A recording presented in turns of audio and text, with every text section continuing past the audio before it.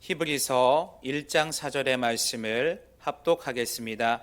믿음으로 아벨은 가인보다 더 나은 제사를 하나님께 드림으로 의로운 자라 하시는 증거를 얻었으니 하나님이 그 예물에 대하여 증언하심이라.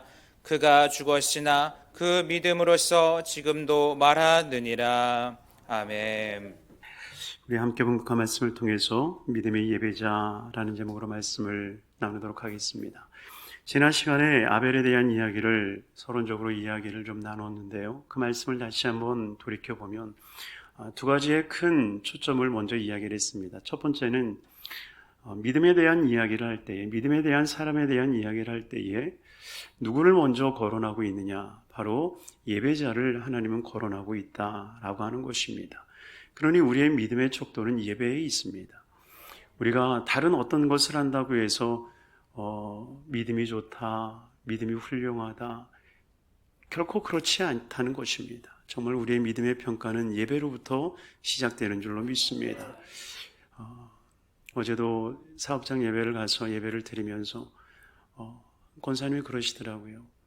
올해같이 어려운 때에 정말 그 12해가 12달 빠지지 않고 예배를 드릴 수 있었던 것, 정말 할렐루야 아멘 감사합니다 고백을 하시더라고요. 실상 신원 에베네셀 아시죠? 신원 믿음의 기업이거든요. 근데 믿음의 기업에서 예배를 드리다가 고발을 당했어요. 그 안에 있는 분들이 예배를 드린다고 정부에 고발해서 신원은 예배를 드리지 마라라고 하는 금지 명령을 받았었거든요. 그러니 요즘 예배를 드린다라고 하는 것은 사실 쉬운 일은 아닙니다. 그럼에도 불구하고 예배를 드렸다라고 하는 거 너무 감사해서 목사님, 저는 돈 버는 게 목적이 아니에요. 예배 드리는 게 목적입니다. 이 얘기를 하는데 얼마나 마음이 기쁘고 감사하든지요.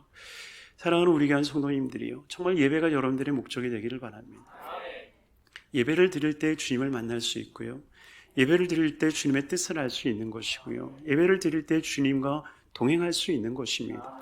그것만큼 우리가 행복한 일이 어디 있겠어요. 그러니 정말 예배로 말미암아 여러분들의 믿음이 굳게 세워지기를 바랍니다.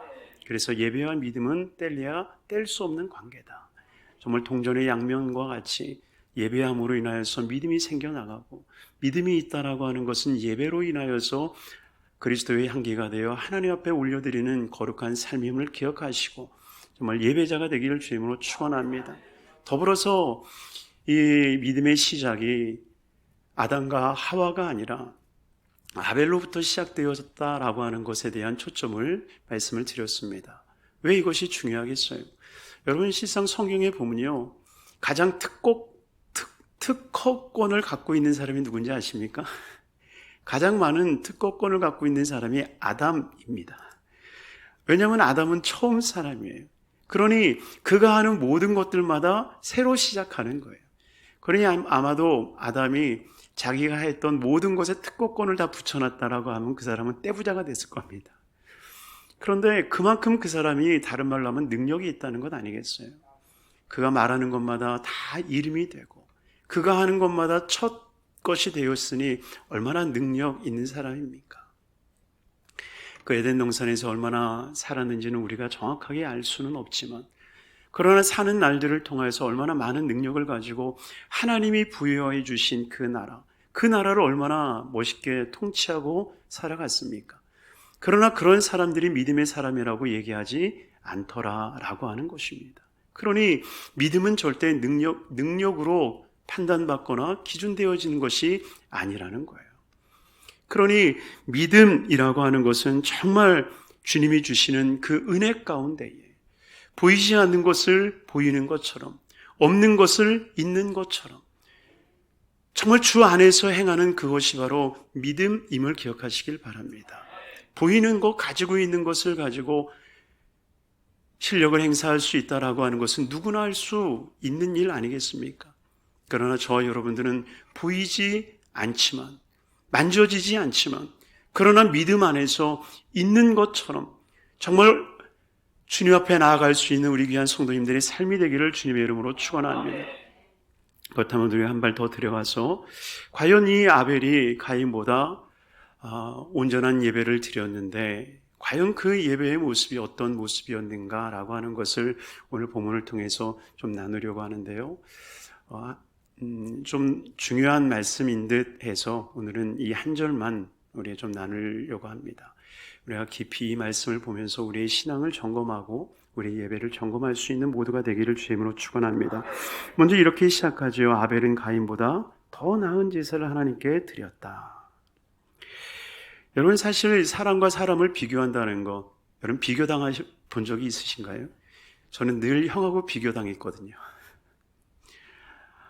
아마 형제라고 하는, 자매라고 하는, 또 같은 성도라고 하는 그런 위치에서는 어떻게 보면 늘 비교의 선상에 놓여 있을 수밖에 없을지 몰라요. 그래서 비교 당하는 것만큼 사람을 참으로 힘들게 하는 일들이 참 없죠. 요즘 뭐 엄친아라는 말도 있지 않습니까? 벌써 오래된 이야기이기는 하지만 엄친아, 이것 때문에 자기 자녀들을 비교의 선상에 올려놓은 부모들이 얼마나 많이 있었습니까? 마음을 참 아프게 하는 일이죠. 그런데 하나님께서 이 비교의 선상에 가인과 아벨을 올려놓고 있다라고 하는 것입니다. 왜 하나님이 이런 비교의 아픔을 그들 가운데 부여했을까? 저는 그런 생각이 들어요. 단순히 이것은 비교의 대상을 통해서 가인을 아프게 하는 것이 아니라 주님은 어느 시대든지 간에 동시대에 사는 사람들을 통하여서 정말 닮아가야 할 하나님의 신앙의 선조들을 세워주셨다라고 하는 것입니다. 그래서 사도 바울도 고린도전서 11장을 통해서 말씀하지 않습니까? 내가 그리스도를 본받는 것 같이 너희도 나를 본받는 자 되라.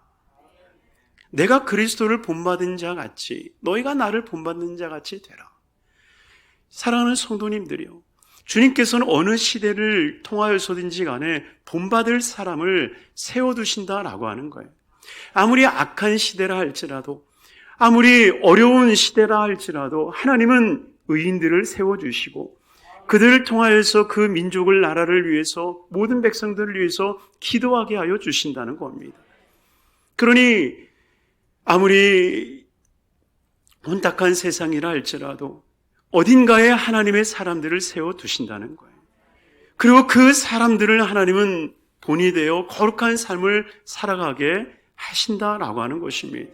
그러니 저와 여러분들이 정말 하나님이 세워주신 그 거룩한 신앙의 선조들의 모습을 따라 거룩하고 온전한 삶을 살기를 주임으로 축원합니다. 우리가 그리스도를 바라보면 좋죠. 그러나 그리스도를 볼 수 없기에 주님께서는 하나님의 사람들을 세워주시는 거예요. 여러분, 세상 사람들이 하나님을 볼 수 있을까요? 여러분, 우리도 못 보는데 세상 사람들이 하나님을 어떻게 볼 수 있겠어요?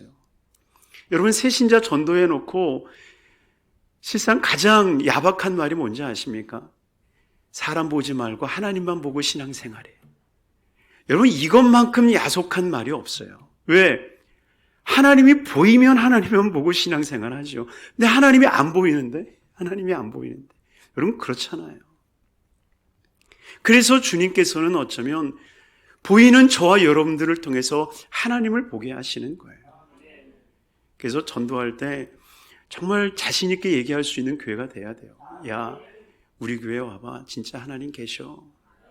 딱 데리고 와서 하나님 어디 있어? 그러면 옆에 있는 권사님을 보고 하나님 여기 계시잖아. 야, 우리 권사님 보면 하나님 보이지 않냐? 우리 장로님 보면 하나님이 보이지 않냐? 여러분, 이런 고백들이 우리 안에서 이루어져야 되는 거죠. 그래서 어쩌면 아벨이라고 하는 인물을 통하여서 주님께서는 하나님의 거룩한 모습을 보이기를 원하시는 겁니다. 그리고 그 아벨을 통하여서 나도 저런 예배자가 돼야지. 나도 정말 하나님 앞에 인정받는 사람이 돼야지. 여러분, 이런 마음들을 하나님께서 우리에게 주신다라고 하는 거예요. 그런데 사람들에게는 시기라는 것이 있죠. 왠지 모르게 사랑받는 사람이 있으면 시기심이 먼저 생기게 됩니다. 그 사람이 어떻게 사랑받는지를 먼저 볼 수 있어야 되는데, 그 사람은 어떻게 사랑을 받는지 관찰하고 그 모습을 통해서 나도 닮아가서 사랑받는 사람이 돼야지. 이게 먼저 돼야 되는데 시기심이 먼저 생기는 거예요. 왜 저 사람만 사랑하고 나는 사랑하지 않지? 왜 저 사람은 받고 나는 받아주지 않는 거지? 시기심이 생기기 시작하는 거예요. 여러분, 시기심만큼 무서운 것이 이 세상에 없는 듯합니다.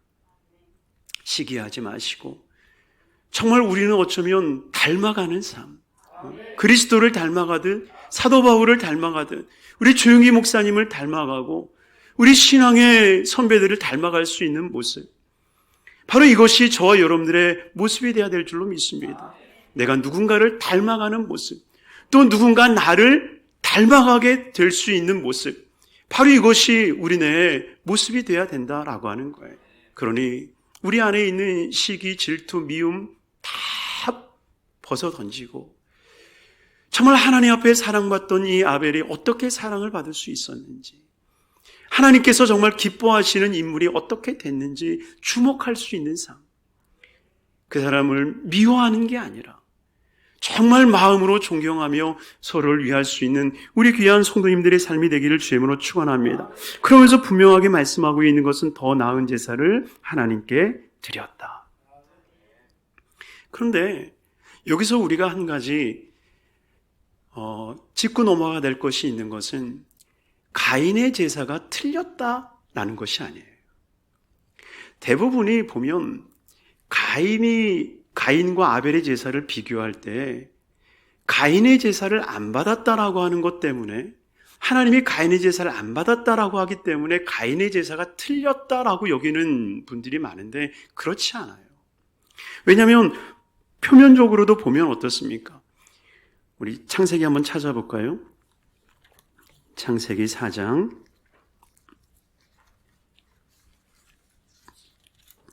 창세기 4장에 가인과 아벨의 제사가 나오고 있는데요. 창세기 4장 5절 말씀. 창세기 4장 5절 말씀 한번 읽겠습니다. 가인과 그의 제물은 받지 아니하신지라 가인이 몹시 분하여 안색이 변하니라. 그러면서 우리는 왜 가인이 드린 제물을 받지 않으셨을까라고 하면서 3절 말씀, 4장 3절 같이 읽습니다. 세월이 지난 후에 가인은 땅에 소산으로 제물을 삼아 야훼께 드렸고. 아멘. 여러분, 땅의 소산으로 드리는 제사를 우리는 소제라고 말을 합니다. 그래서 하나님께서는 땅의 제물을 통해서 예배드리게끔 하셨어요. 레위기 2장 1절에 보면 이렇게 나와 있습니다. 제가 읽어드릴게요. 누구든지 소제의 예물을 야훼께 드리려거든 고운 가루로 예물을 삼아 그 위에 기름을 붓고 또 그 위에 유향을 놓고 아론의 자손 제사장에게 가져갈 것이니라. 그러니 곡물로 하나님 앞에 예배를 드리는 제사는 하나님께서 이스라엘 백성들에게 명하신 제사 중에 하나였어요. 물론 이 제사가 제정하기 전에 이 가인이 곡식으로 제사를 드렸는데 곡식의 제사도 하나님이 받으시는 예배다라고 하는 것입니다. 그런데 문제는 어디에 있느냐? 왜 하나님이 받지 않으셨을까? 바로 여기는 먼저 선행되어져야 될 제사가 있다라고 하는 겁니다.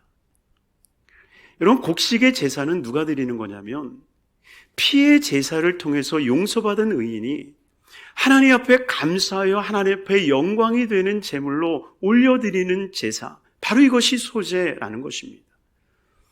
그러니 피의 제사를 통해서 죄의 속죄함을 누리고 피의 제사를 통해서 하나님 앞에 용서받은 의인, 바로 그가 하나님 앞에 드릴 수 있는 제사라고 하는 것입니다. 그러니 먼저 돼야 될 제사가 있고요, 나중 돼야 될 제사가 있다라고 하는 것입니다. 우리 말씀 하나 더 찾아볼까요? 마태복음 5장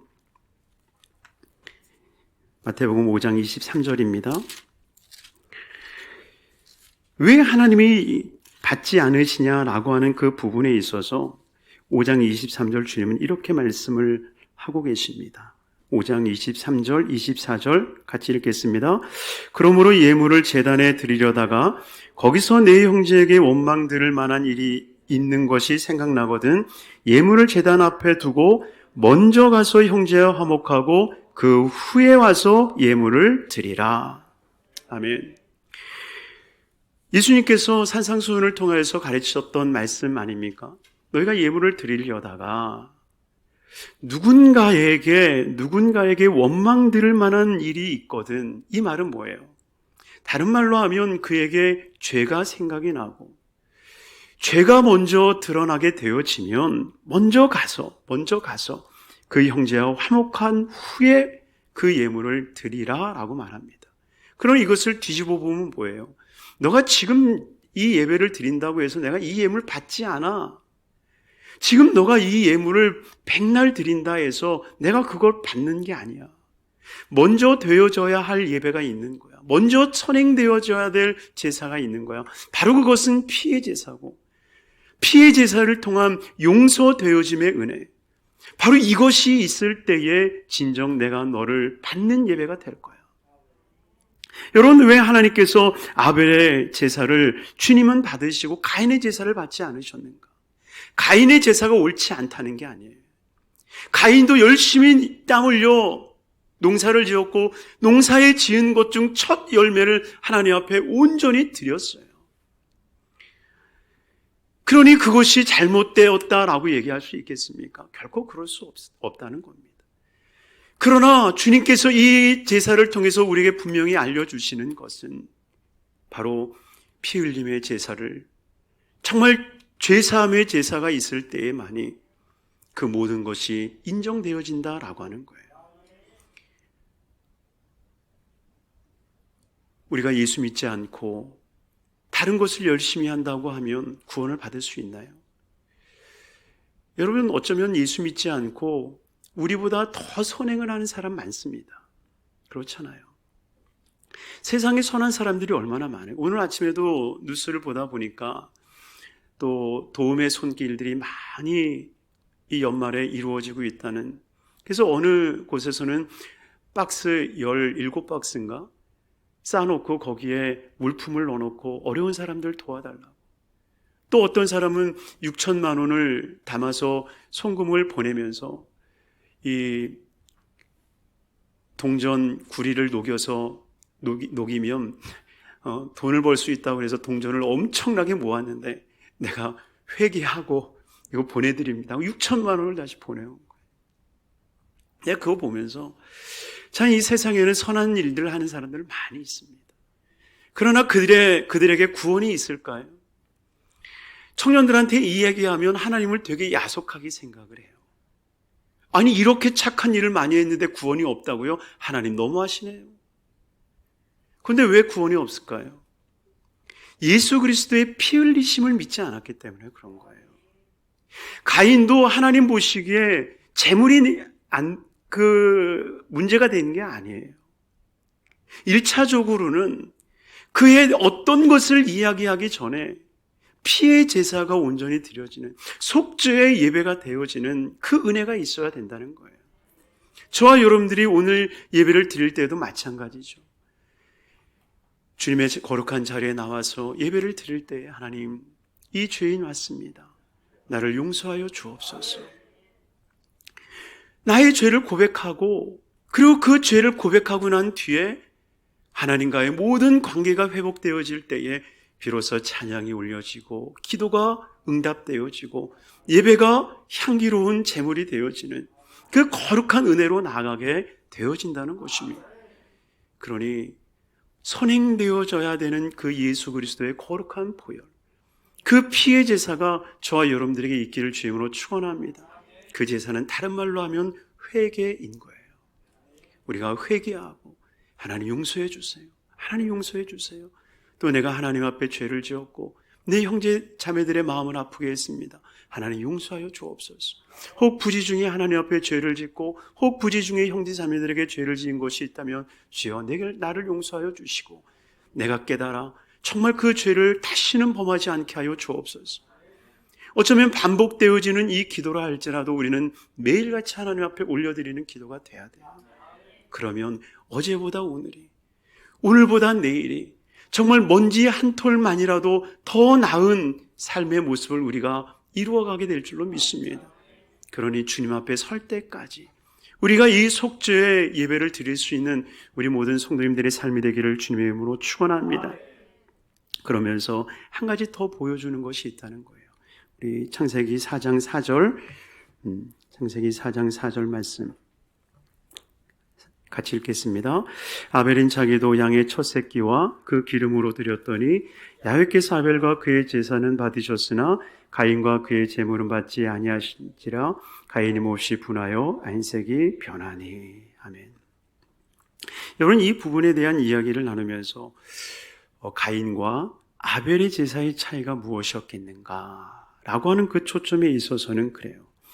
아벨은 자기 양의 첫 새끼를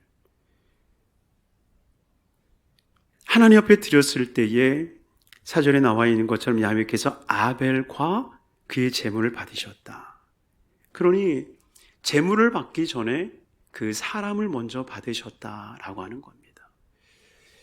그러니 우리가 정말 예수 그리스도의 보혈로 속죄되어지고 그리고 그리스도 안에서 새롭게 되어진 피조물로 하나님 앞에 예배를 드려줘야지 우리가 하는 모든 것들이 하나님이 받으시는 삶이 되지, 그렇지 않으면 아무것도 소용이 없다라고 하는 거예요. 그러니 예수님께서도 내가 주의 이름으로 귀신을 내어 쫓고 병든 자도 고쳤고 많은 일을 행하였습니다.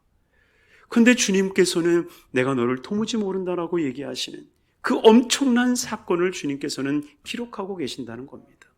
그러니 진정 저와 여러분들이 하나님이 받으시는 거룩한 삶으로의 변화를 아름답게 이루어가시길 주님으로 축원합니다.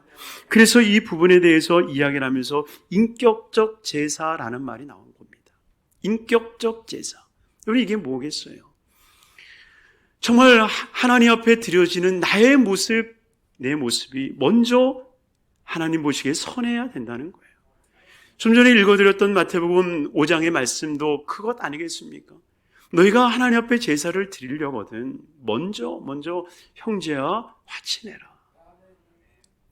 여러분, 그래서 신앙은요 독불장군 없고요. 신앙은 나는 하나님만 기쁘게 할 거야. 여러분, 이거는 결코 하나님이 원하시는 얘기가 아니에요. 그거 아셔야 돼요. 나는 하나님만 기쁘게 하는 사람이야. 나는 하나님만 예배하는 사람이야. 요한이 이야기한 게 무엇입니까? 하나님을 사랑한다 하면서 내 아버지를 공경하지 않는 거? 결코 그럴 수 없다라고 하는 거죠. 크리스마스를 앞두고 있는데 헨리 반 다이크라고 하는 분의 그 소설에 보면 네 번째 동방박사라고 하는 소설이 있어요. 아마 이 네 번째 동방박사라고 하는 이야기를 많이 접하신 분들도 있을 거라 생각이 드는데요. 이 네 번째 동방박사라고 하는 이 소설을 보면 동방박사 세 사람이 예수님 앞에 가서 예물을 드리지 않습니까? 그런데 실상은 세 명이 아니라 네 명이었다는 거예요. 그래서 이 네 번째 사람도 태어나신 메시아에게 영광을 돌리기 위해서 루비와 사파이어 그리고 진주를 가지고 동방박사들과 함께 길을 가고 있었는데 가다 보니까는 강도 만난 한 이웃을 보게 돼서 그 사람을 주먹에 데려다 놓고 치료하기 시작하는 거예요. 그래서 자기가 예물로 드리려고 했던 그 루비를 다 허비해 가면서 그 사람을 다 치료하고 건강하게 회복을 시켰는데, 근데 동방박사들이 안 기다려주고 먼저 간 거라. 그래서 뒤늦게 막 뛰어가서 수소문에서 예수님이 태어난 곳으로 갔는데 이미 그곳은 동방박사도 떠나 있고 예수님도 떠나 없는 거예요. 그런데 갑자기 그곳에서 헤롯의 학살 사건이 일어나는 것을 보게 됩니다. 그래서 그 학살 사건이 일어날 때에 그가 가지고 있었던 사파리어를 가지고 죽이는 군인들에게 주면서 제발 어린아이들 죽이지 마세요. 이 어린아이가 무슨 죄입니까? 하면서 그 사파이어를 주면서 그 군사들을 돌려보냈다고 합니다. 그리고 나서 예수님을 다시 한번 찾아 헤매기 시작하는데 결국 어디서 만나느냐? 예수님의 십자가 앞에서 만나게 되는 거예요. 그런데 그 십자가 앞에서 예수님을 보는 순간 한 어린아이가 노예로 팔려갈 때에 자기가 가지고 있었던 마지막 그 진주를 노예상에게 주면서 이 어린아이가 그 사랑하는 어머니의 품에서 떠나가지 않게 해달라고 진주를 내어주면서 그 아이를 구출했다고 말합니다. 결국 이 사람은 왕에게 드릴 아무런 것이 없어서 빈손을 가지고 집으로 돌아가고 있을 때에 한 건물이 무너져 그가 그곳에 깔려 숨을 거두면서 하나님 앞에 그렇게 이야기를 했답니다. 하나님, 내가 평생에 그 예수님을 경배하기 위해서 평생을 찾아다녔는데 만나지도 못하고 이렇게 죽어갑니다. 그랬을 때 하늘에서 이런 음성이 왔다고 합니다. 알타반, 너는 귀한 나의 아들이다. 난 이미 너의 경배를 3번이나 기쁘게 받았단다. 내가 작은 자들에게 한 것이 바로 나에게 한 것이라. 내가 만난 불쌍한 자들이 바로 나였다. 물론 소설의 이야기지만 그 소설이 담고 있는 많은 의미들을 우리에게 전해준다라고 생각이 듭니다. 하나님께서 아벨의 제사를 기쁘게 받으신 것, 어쩌면 그 아벨의 삶을 주님이 받으셨다는 거예요. 형제를 돌보고 이웃을 돌볼 수 있는 거룩한 모습들. 그러니 우리는 하나님을 섬기는 자로서 그 거룩한 모습을 함께 이루어 나가는 삶이 되기를 주임으로 축원합니다. 그럴 때에 그 예배를 통해서 어떤 사건이 일어나느냐. 오늘 본문 4절을 다시 한번 보면 의로운 자라 하시는 증거를 얻었으니, 할렐루야. 한번 따르겠습니다. 의로운 자라 증거를 얻었으니, 의로운 자라 하시는 증거를 얻었으니. 아멘. 사랑하는 성도님들이요, 예배 한번 잘 드리면 의로운 자가 됩니다. 믿습니까? 정말 아벨은 예배 한번 잘 드렸다가요, 정말 성경에 기록되어지는 의인의 한 사람, 정말 믿음의 한 사람, 정말 중요한 성경에서 잊혀지지 않는 한 사람으로 남아있다라고 하는 거예요. 예배 한 번의 모습이 이 일을 이루는 겁니다. 우리나라 속담에도 말 한마디가 천냥빚을 갚는다는 말이 있지 않습니까? 우리가 하나님 앞에 드려지는 예배, 그 예배 한 번이 하나님 보시기에 선한 예배가 될 수 있고, 그 예배를 통해서 하나님은 엄청난 은혜를 우리에게 부어주실 수 있다라고 하는 거예요. 어쩌면 신앙의 엄청난 위인들을 생각하기도 전에, 어쩌면 저와 여러분들 스스로가 생각해 보아도, 어쩌면 우리가 예수를 믿는 그 동안에 한 번쯤은 경험했을 것 같은, 정말 내 마음을 감동케 하고 내 삶을 변화시켰던 그 예배 한 번의 은혜가 우리 모두에게 있을 줄로 믿습니다. 그 일들을 기억해 보면 정말 예배가 우리의 삶을 완전하게 변화시킬 수 있다. 여러분, 이것이 믿어지는 것 아니겠습니까? 그러니 정말 우리는 예배에 민감할 수 있어야 돼요.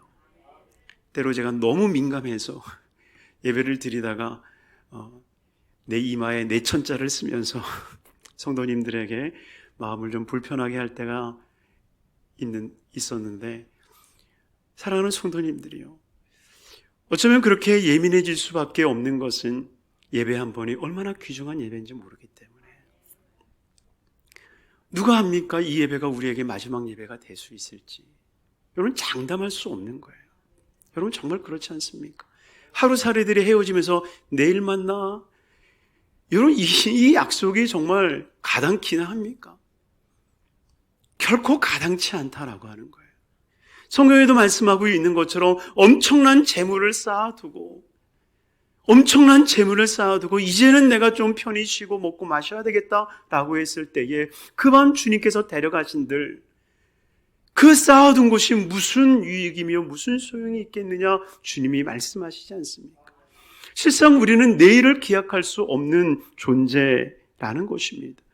그러니 어쩌면 오늘 드려지는 이 예배가 내 생애의 마지막이 될 수 있고요, 정말 이 예배 한 번이 하나님에게 엄청난 기쁨이 될 수 있는 예배가 될 수 있고요, 그리고 한 번 하나님 앞에 드려지는 이 예배를 통해서 하나님께서 하늘 문을 활짝 여시는 놀라운 기적의 시간이 될 수 있다라고 하는 거예요.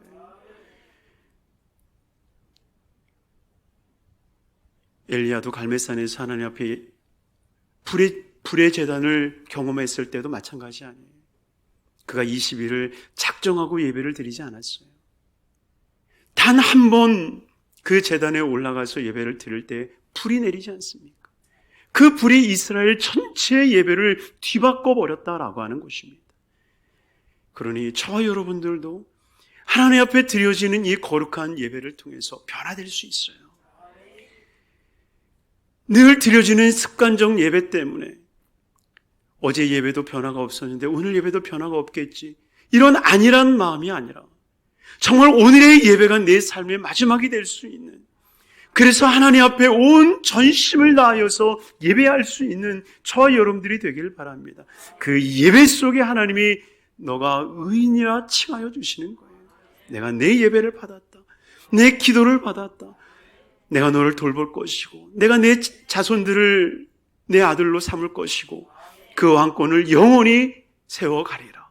주님은 우리에게 약속하여 주신다라고 하는 거예요. 그러니 그 거룩한 은혜가 우리 모든 성도님들의 삶 가운데 있기를 주님으로 축원합니다. 그러면서 의로운 자라 주님이 칭하면서 무엇을 하셨다라고 말합니까? 증거를 얻었다라고 말해요. 증거를 얻었느니라. 하나님이 그 예물에 대하여 증언하심이라. 주님이 증거하시는데 예물에 대하여라고 말합니다. 저는 오늘 말씀을 준비하면서 이 말씀 속에 정말 우리 여의도 순복음 성북교회가 추구해야 될 거룩한 예배의 모습이 여기에 있다라고 생각이 듭니다. 여러분 보세요. 하나님이 증거하시는데 무엇에 증거하시느냐? 예물에 증거하십니다. 여러분, 예물에 증거하셨다는 건 뭘까요? 지금 이 가인과 아벨이 하나님 앞에 제사를 드렸는데 아벨의 제사는 받으셨고 가인의 제사는 안 받았다라고 하는 객관적 사실이 주어지지 않습니까? 사실 우리가 예배를 드렸을 때 내 예배 받았고 넌 예배 안 받, 하나님이 안 받아주셔서 이거 얘기할 수 있는 객관적 사실이 사실은 없잖아요. 그러니 예배 시간 1시간 내 졸고 집에 가도 나 예배 드렸어, 예배 안 받았다라고 하는 증거가 없으니, 또 눈 말똥말똥 뜨고 말씀도 잘 들었는데 예배 잘 드렸다라고 하는 객관적 어떤 증거들이 없으니 예배 잘 드렸다라고 하는 그 모습들이 나타나겠습니까? 그런데 주님께서는 예물에 대해서 증언하셨다라는 말씀을 통해서 아벨은 받으셨고 가인은 안 받았다라고 하는 이 객관적 사실을 무엇으로 보여주셨을까?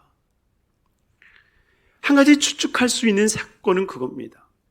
아브라함이 창세기 18장에 나오죠. 제단 예물을 가지고 주 앞에 나아가서 언약의 자리에 있을 때에 불이 지나지 않습니까? 불이 임했다라고 하는 것은 하나님이 받으셨다라고 하는 증거거든요. 사사기 6장에 보면 기드온이 이야기가 나오죠. 기드온이 바위 위에 재물을 올려놓으니까 갑자기 그 바위 위에 불이 솟아올라서 그 재물을 태워버리는 거예요. 불의 역사죠. 엘리야도 마찬가지잖아요. 갈멜산에서 하나님을 향하여 주여 주님이 살아계심을 보여주옵소서 기도할 때에 그 재물에 불이 내리잖아요. 얼마나 그 불이 강력했든지 부었던 모든 물까지도 다 핥아버리는, 그 물 말라버리게 하는 놀라운 성령의 불의 역사가 일어나잖아요. 또 우리가 잘 알고 있는 솔로몬의 사건도 마찬가지 아닙니까? 솔로몬이 하나님의 성전을 지어 봉헌하고 난 뒤에 하나님 앞에 기도하는 순간 어떤 사건이 일어납니까? 불이 임하잖아요. 그러니 그 제단 위에 불이 떨어지는 순간 객관적 사실이 나타나는 거예요. 참된 예배였구나. 하나님이 정말 받으시는 예배였구나. 객관적 사실이 나타난 거죠. 그러니 어쩌면 아벨에 드렸던 이 제물에도 불의 역사가 일어나지 않았을까? 물론 그것은 우리가 천국 가서 하나님 앞에 물어보고, 그러나 분명한 것은 그 예물이 하나님이 받으셨다라고 하는 증거가 명확하게 드러났다라고 하는 것입니다. 여러분, 그 증거의 명확한 모습은 늘 성경에 불이라고 하는 화제와 불이라고 하는 그 화두를 통하여서 계속적으로 이어지는 거예요. 우리가 신약에 와서도 제자들이 하나님 앞에 기도할 때에 예수님이 승천하시고 마가다락방에서 하나님 앞에 기도할 때에 성령의 불이 내리지 않습니까? 성령의 불이 내림으로 말미암아 그들이 성령의 충만함을 받아서 나가서 복음을 전하기 시작합니다. 여러분, 이 사건을 주목해 보면 왜 주님께서 그들에게 불이 임하였을까? 어쩌면 그 결론은 함께 모여 예배했던 그 12명의 제자들과 더불어서 함께 있었던 120문도의 성도들은 하나님 앞에 드려진 제물이었다는 거죠. 하나님 앞에 드려진 제물로서 하나님 앞에 예배를 드릴 때에 그 제물을 불태웠던 하나님께서 그 120문도 위에 성령의 불을 부어주심으로 말미암아 너희의 예배를 내가 받았다. 사도 바울이 우리에게 굉장히 중요한 메시지를 우리에게 전하죠. 로마서 12장 1절 우리 한번 찾아보겠습니다. 우리가 잘 아는 말씀이며 또 우리가 늘 기억해야 될 말씀, 로마서 12장 1절 말씀입니다. 로마서 12장 1절 함께 읽겠습니다. 그러므로 형제들아, 내가 하나님의 모든 자비하심으로 너희를 권하노니 너희 몸을 하나님이 기뻐하시는 거룩한 산 제물로 드리라. 이는 너희가 드릴 영적 예배니라. 여러분, 왜 우리가 제물이 돼야 할까요? 주님께서는 우리에게 다른 것으로 하나님을 증명하지 않으신다는 거예요. 주님은 늘 예배자가 드린 그 예물을 통하여서, 제물을 통하여서 주님께서는 늘 증거하여 주셨는데, 주님께서는 정말 불을 내리는 그 제물을 무엇으로 받으시냐라고 하는 거죠. 어쩌면 아브라함에게는 소와 양으로, 또 기드온에게도, 엘리야에게도, 또 솔로몬에게도 드려졌던 그 제물 위에 불을 내리셨지만, 그러나 그 불은 곧 꺼지고 마는 인격적 불이 결코 아니었다라고 하는 것입니다. 근데 정말 이 하나님께서 우리에게 부어주기를 원하시는 불은 어떤 불이겠습니까? 한번 제단에 부었다가 꺼지는 불이었을까요? 아니요, 꺼지지 않는 성령의 불로 그 제물에 부어주기를 원하신다는 겁니다. 그런데 우리가 어떤 제물을 주 앞에 드려야 되겠습니까? 정말 꺼지지 않는 성령의 불을 어디다 담아내야 되겠습니까?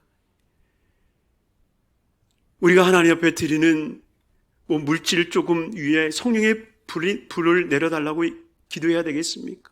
아니죠. 정말 내 몸을 하나님 앞에 드림으로 말미암아 이 몸, 이 영혼, 하나님, 내가 이 몸을 주 앞에 드리는 거룩한 제물로 드리오니 받아 주시옵소서.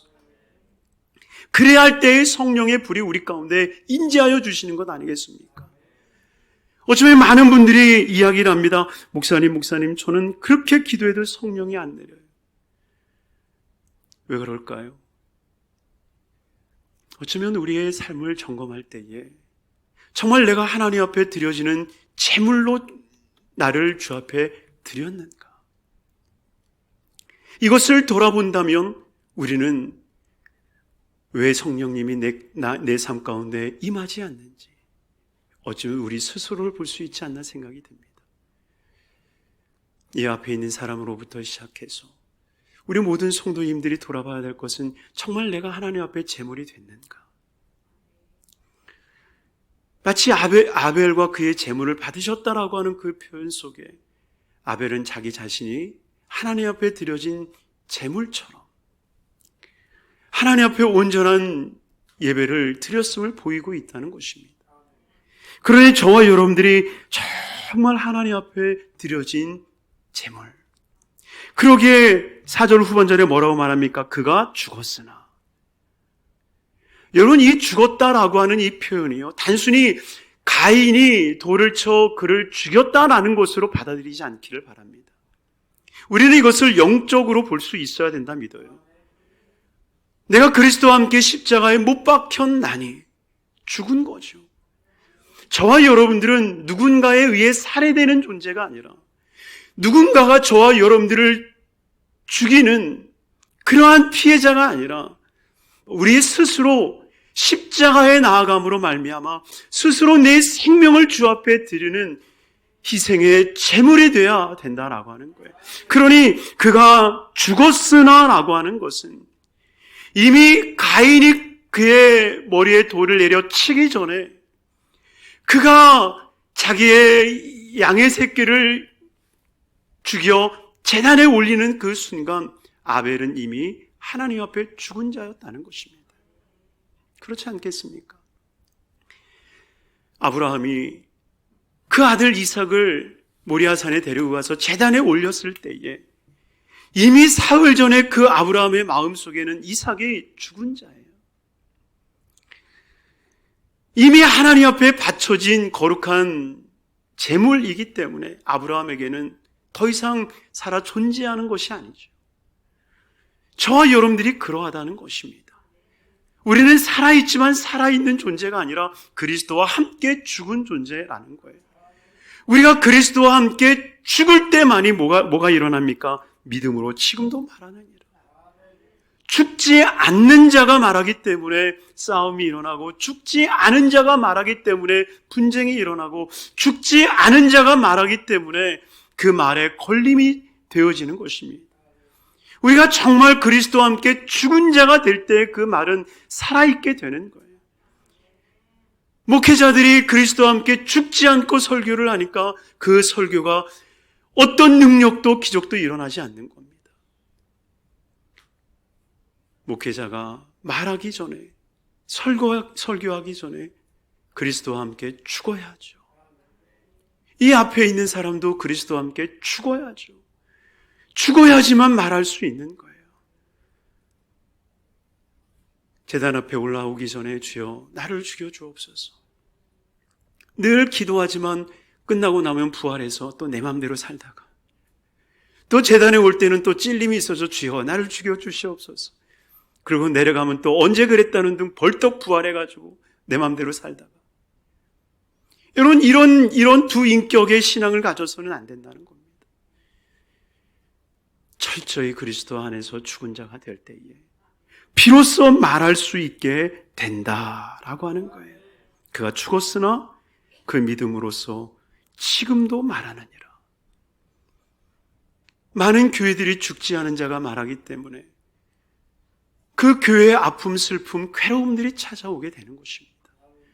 저와 여러분들이 정말 믿음 안에서 죽게 되기를 바랍니다. 그러면 정말 아벨이 말하는 그 말이 들려지기 시작하는 거예요. 사랑하는 성도님들이요, 저와 여러분들이 정말 아벨의 말이 들려지나요? 이 짧은 한 구절 속에 아벨이 지금 우리 후손들에게 말하고 있는 그 말이 들려지나요? 저와 여러분들이 들려지기를 바랍니다. 정말 예배자가 되기를, 정말 주님 앞에 드려지는 산 제물이 되기를, 그래서 하나님 앞에 드려지는 산 제물이 되어 하나님 앞에 증거를 받을 수 있는 거룩한 삶으로의 변화가 이루어지기를,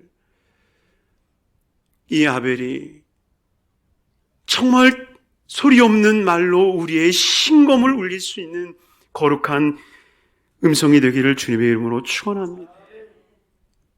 그러나 더불어 한 가지 말하고 있는 것, 그것이 무엇일까요? 바로 그것은 이 세상의 가인이 아벨보다 더 많은 생명을 얻은 듯 하지만 그러나 결코 승리자는 아벨이었다는 것입니다. 여러분, 우리는 그렇게 생각하지 않습니까? 더 오래 살아야 승리자고, 더 많이 벌어야 승리자고, 더 높아져야 승리자라고 생각합니다. 그러나 성경은 그렇게 말씀하지 않으세요. 아벨은 먼저 죽었으나 승리자였고, 가인은 생명을 유지하여 그를 해하는 자들은 7배나 더하는 징벌을 받았다 할지라도 진정한 승리자는 아벨임을 주님께서는 말씀하고 계신다는 겁니다. 그러니 저와 여러분들이 지켜가야 될 거룩한 믿음의 모습은 무엇이겠습니까? 세상의 기준에서의 으뜸이 아니라 믿음 안에서의 으뜸이 될 때에 진정한 승리자가 되어지고, 눈앞에 보여지는 그 기쁨이 아닌 영원한 삶의 기쁨을 향하여 나아갈 수 있는 삶이 되기를 주님으로 축원합니다. 그래서 반드시 이 세상에서 우리가 판단받는 게 아니라 반드시 언제 판단받느냐? 우리가 죽어서 주님 앞에서 영원한 심판이 있고 그 심판대 앞에 잘했다 충성된 나의 종아, 이 이야기를 듣는 것으로 인하여서 결국 주님의 영원한 천국 잔치에 거하는 우리의 삶이 될 줄로 믿습니다. 그러니 우리에게 이 영원한 심판의 자리, 이 자리에 우리가 놓여질 것을 알기에 정말 하나님 앞에 선한 모습, 정말 참된 예배자의 모습이 저와 여러분들에게 비춰지기를 바랍니다. 그래서 내가 하나님 앞에 드려지는 제물이기에 성령의 불이 나를 태움으로 말미암아 내 삶의 예배가 하나님 앞에 드려졌다라고 하는 그 거룩한 증거가 우리 모두에게 일어나게 되는 하나님의 놀라운 역사와 기적이 있는 우리 성도님들의 삶이 되기를 주님의 이름으로 축원합니다. 우리 믿음이 없이는이라고 하는 찬양, 지난주에 함께 불렀던 찬양인데요, 정말 우리가 이 믿음장을 대하면서 우리가 정말 고백했으면 좋겠어요. 하나님, 정말 믿음의 예배자가 됐으면 좋겠고요, 정말 믿음의 영웅들이 되기를 원합니다. 이 시대가 정말 하나님이 세우시는 그 거룩한 믿음의 사람들로 우리가 서기를 원합니다. 하나님, 정말 믿음의 삶이 되게 하여 주옵소서. 우리 믿는 마음으로 찬양하고 하나님 앞에 기도하도록 하겠습니다. 사랑으로 충만하신 아버지 하나님, 감사합니다. 우리의 마음이 너무나도 둔하여서 주님을 볼 수 없었고, 하나님, 이 땅에 속하여 아버지 땅만 보다가 주님의 손을 놓쳤나이다.